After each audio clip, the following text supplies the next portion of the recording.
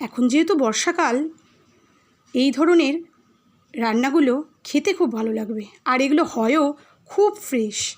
তার জন্য ভাবলাম আজকে সানডে অনেক কিছুই রান্না করব, তার মধ্যে এই কচুরলতি রান্নাটা অনেক দিন করিনি, তাই করে নিই। আর আমি যখন রান্নাটা করছি তখন আপনাদের সাথে শেয়ারও করে দিই। তার জন্য কচুরলতিগুলোকে নুন দিয়ে আগে একটু সেদ্ধ করে রেখে দিলাম। তারপর বেশ কিছুটা সর্ষের তেল দিয়ে দিলাম সর্ষে আর শুকনো লঙ্কা ফোড়ন। তারপর কচুরলতিটা দিয়ে নুন আর হলুদ দিয়ে একটু ভাজা ভাজা হয়ে এলে দিয়ে দিলাম কোরানো বেশ কিছুটা নারকেল আর বেশ কিছুটা কাঁচা লঙ্কা দিয়ে ভালো করে আবার মিশিয়ে নিয়ে দিয়ে দিলাম পোস্ত, সর্ষে আর কাঁচা লঙ্কা বেটে রেখেছিলাম সেইটা। দেখুন, তারপর ভালো করে মিশিয়ে নিয়ে ওপর থেকে ভাজা চিংড়ি মাছগুলো দিয়ে আবার মিশিয়ে নিয়ে রেডি এই